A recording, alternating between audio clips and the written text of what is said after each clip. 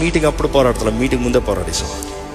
ఇప్పుడు కేవలం జయాన్ని సంపాదించుకుని పోతానికి వచ్చాం మేము. అంతే, ప్రకటించాలి, చేయాలి. దేవుడు మాత్రం నిశ్చయంగా కార్యం జరిగిస్తున్నాడు. ఎవడ ఆపలేడు. ఎవడన్నా ఆపగలడా? If God is for us, who can be against us? You see, ఈ మీటింగ్ జరగకూడదని అంటే మనంత ఆపాలని కాదు, వేరే వాటిని జరిపించాలని వేరే ప్లాన్స్ పెట్టుకుని ఎవ్రీథింగ్ వాజ్ ప్లాన్డ్. ఉదాహరణ చెప్పాలంటే, ఇది లైఫ్లో చెప్పచ్చా? ఏముందో మనం కడతలే కదా, చెప్పచ్చుగా. అంటే మన అంత కడతలేదు కాబట్టి చెప్పచ్చుగా. ఈ టెంట్ ఒక రోజుకి, the whole place to cover the stadium cost 63 lakhs. Okay, now tell it for 3 days. Okay, నేను ముందే చెప్పాను. మొన్న సండే మీకు స్టేట్మెంట్ గుర్తుంటే, స్టేజ్ మీద రిపోర్ట్ వచ్చినప్పుడు, వెదర్ రిపోర్ట్ అంటే నేనేమన్నాను? నో ప్రాబ్లం, దేవుడు మన మధ్య ఉంటాడు, ఆయన కార్యం జరిగేస్తాడు. వాతావరణంలో ఆయన చూసుకుంటాడు. Don't worry about it, let's just rejoice and worship God. ఆయన కూడా వర్షంలో తడుస్తానికి మీరు సిద్ధమా అని అడిగాను. మీరందరూ చేస్తున్నారు.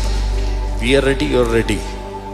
కానీ సండే ఈవినింగ్ ఇవన్నీ దిగిపోయి మన కొరకు కాదు, మన మీటింగ్స్ కాకుండా వేరే పర్పస్ కొరకు.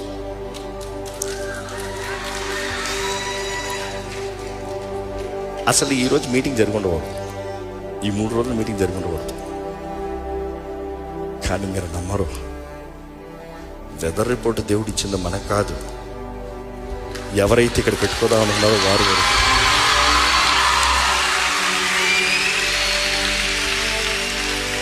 లాస్ట్ మినిట్ వరకు మీకు ఒక్క న్యూస్ కూడా నేను బయటకు వెళ్ళా. యాడ్ వెళ్తాను, అంత మీటింగ్ జరుగుతుంది. నేను అన్నాను, అంటే ఏం రిపోర్ట్ రానే, ఎవరు ఏం మాట్లాడినా, ఇది దేవుడు చెప్పాడు, ఇది జరుగుతుంది, ఎవ్వరు ఆపలేరు.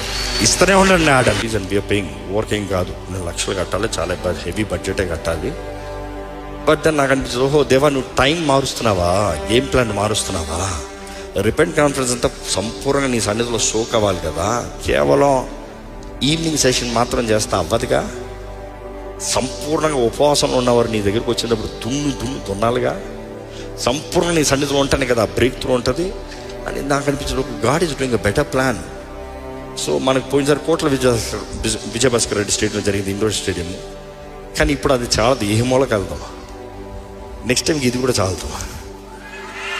ఫస్ట్ డే చూడండి జనం, అరే నాకు పొద్దుట ఫ్యూజులు ఎగిరిపోతున్నాయి మా ఊళ్ళకి. సిటీలో ఉన్న చైర్స్ అన్నీ అరేంజ్ చేస్తున్నారు. చైర్స్